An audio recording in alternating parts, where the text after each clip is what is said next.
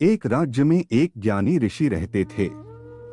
वे लोगों की भाग्य रेखा देखकर उनका भाग्य बताया करते थे। राज्य के लोग अक्सर उनके पास जाते और अपना भाग्य पूछा करते थे। उनकी प्रसिद्धि दिन पर दिन बढ़ती जा रही थी। एक दिन राज्य के राजा को ऋषि के बारे में पता चला। उसके मन में भी अपना भाग्य जानने की इच्छा पैदा हुई। उसने ऋषि को लाने के लिए अपने सैनिक भेज दिए। सैनिक ऋषि के पास पहुंचे और हाथ जोड़कर राजा के पास चलने का निवेदन किया। ऋषि ने निवेदन स्वीकार किया और राजा के पास जाने को तैयार हो गया। सैनिक ऋषि को ससम्मान राजा के पास ले आए।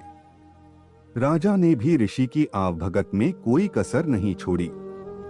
उनका पूरा आदर सत्कार करने के बाद राजा ने उसे अपना भाग्य बताने का निवेदन किया।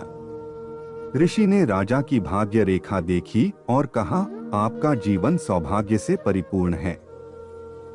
आपके राज्य का विस्तार होगा और आपके जीवन में हर्ष उल्लास बना रहेगा। ये सुनकर राजा बहुत प्रसन्न हुआ। उसने ऋषि को ढेर सारे उपहार दिए। कुछ देर बाद राजा ने ऋषि से पूछा, गुरुवर, क्या मेरे जीवन में कोई दुर्भाग्य भी जुड़ा हुआ है?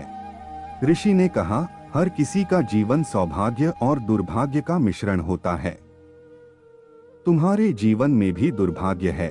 और उसने राजा को उसके दुर्भाग्य के बारे में बता दिया। दुर्भाग्य के बारे में सुनकर राजा को बहुत क्रोध आया। उसने सैनिकों से कहा कि ऋषि को फांसी पर लटका दिया जाए। ऐसे व्यक्ति को जीवित रहने का कोई अधिकार नहीं जो अपने राजा के दुर्भाग्य की बात करता हो। सैनिक ऋषि को पकड़कर ले जाने लगे। तब ऋषि ने राजा से कहा, राजन, आपकी मृत्यु से जुड़ा सच मैं आपको बताना भूल गया। मेरी मृत्यु के ठीक 1 घंटे बाद आपकी भी मृत्यु हो जाएगी। ये सुनकर राजा भयभीत हो गया। उसने सैनिकों से कहा कि ऋषि को छोड़ दे। सैनिकों ने ऋषि को छोड़ दिया और ऋषि सकुशल अपनी कुटिया लौट गया। अपनी बुद्धिमत्ता से उसने अपने प्राण बचा लिए। सीख king and says story moral इन हिंदी। मुसीबत के समय बुद्धि का प्रयोग करना चाहिए।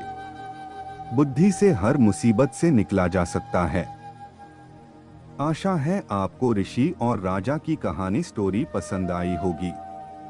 ऐसी ही हिंदी मोरल स्टोरीज, नैतिक कहानियां पढ़ने के लिए हमें सब्सक्राइब अवश्य करें। धन्यवाद।